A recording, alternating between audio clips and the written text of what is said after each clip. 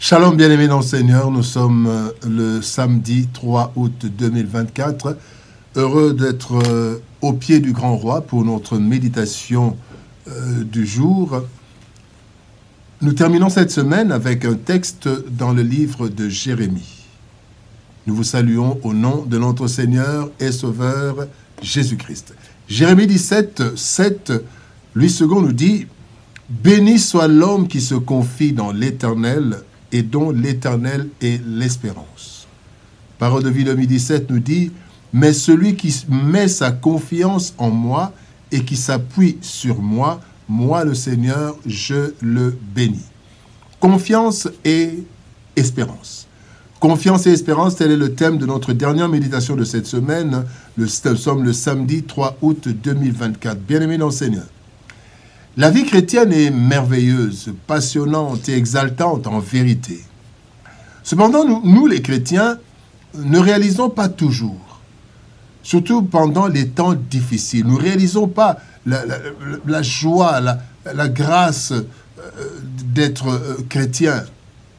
En effet, les murmures, les découragements et les révoltes sont fréquents dans les milieux chrétiens.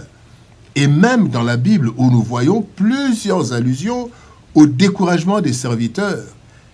Et cela, cette situation a coûté cher à Moïse, qui n'est pas entré à Canaan. Quand vous lisez Deutéronome 32, 52, la Bible dit, c'est Dieu qui parle à Moïse, « Tu verras le pays devant toi, mais tu n'entreras point dans le pays que je donne aux enfants d'Israël. » Le texte du jour nous montre le secret d'une vie bénie, et cela en deux attitudes principalement. Se confier en l'Éternel et espérer en lui.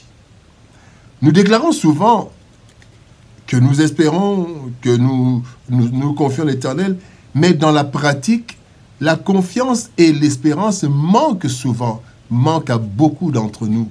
Voyons dans notre méditation ce que le texte du jour nous enseigne. Parlons d'abord de se confier en Dieu. Se confier en Dieu.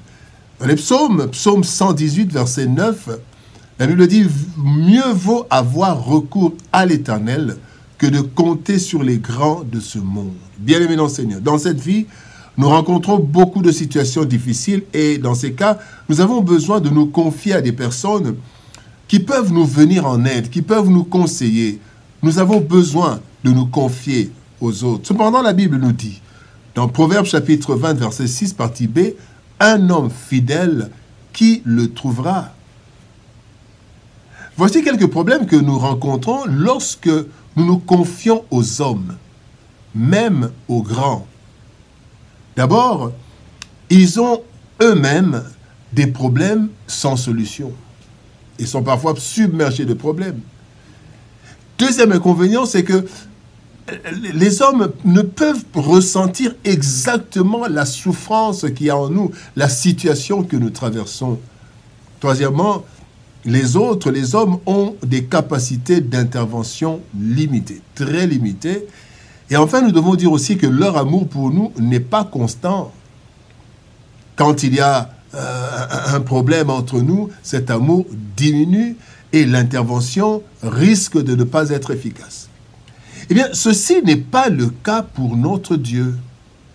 D'abord, notre Dieu n'a aucune situation qui ne puisse résoudre. Le psaume 33, verset 9 dit « Car il dit et la chose arrive, il ordonne, elle existe. » Donc, en fait, Dieu n'a pas de problème, n'a pas de fardeau qui pourrait lui empêcher de nous venir en aide. Deuxième chose, c'est que Dieu sait exactement ce qui se passe en nous, car il est en nous et il a vécu notre situation. Hébreux chapitre 4, le verset 15 nous dit « Car nous n'avons pas un souverain sacrificateur qui ne puisse compatir à nos faiblesses. Au contraire, il a été tenté comme nous en toutes choses sans commettre de péché. » Voilà le deuxième avantage. Troisième avantage à se confier en Dieu, c'est que rien ne lui est impossible. Nous ne pouvons pas venir auprès du Seigneur que le Seigneur nous dise que le cas que nous amenons est un cas impossible. Luc 1, 37, Jésus-Christ dit « Car rien n'est impossible à Dieu. » Et enfin, nous devons nous confier à Dieu parce que son amour ne chancelle jamais.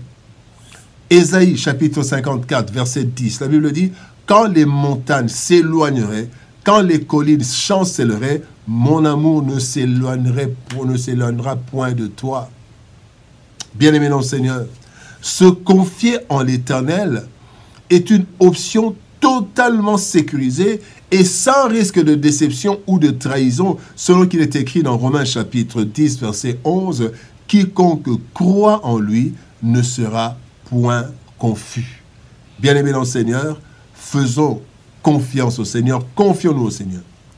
La deuxième attitude, espérer encore et toujours. Dans le psaume 130, verset 5, la Bible dit, « J'espère en l'Éternel, mon âme espère et j'attends sa promesse. » La deuxième attitude que nous devons avoir pour être bénis, c'est l'espérance.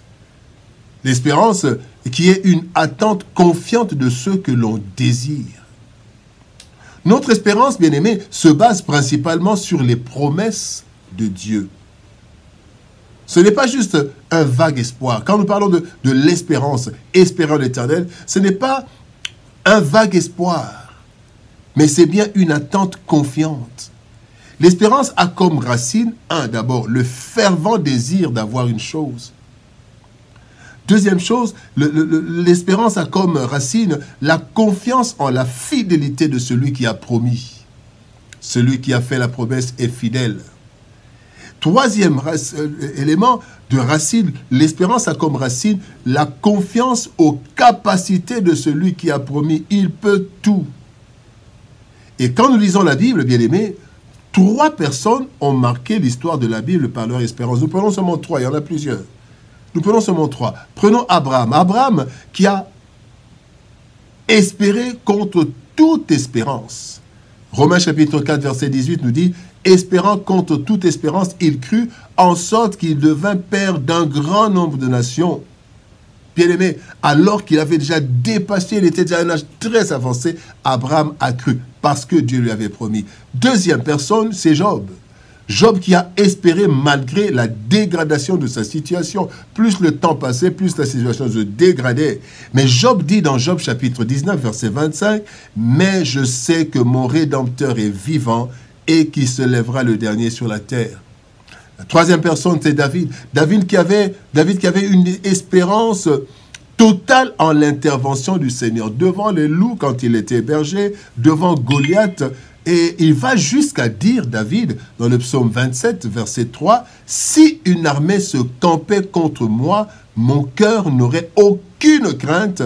Si une guerre s'élevait contre moi, je serais malgré cela plein de confiance. » Une espérance totale en l'Éternel, en son intervention.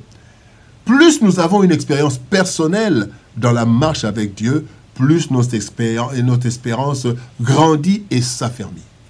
Confiance et espérance. Bien-aimé dans le Seigneur, ce monde est déjà corrompu et ne changera pas en bien.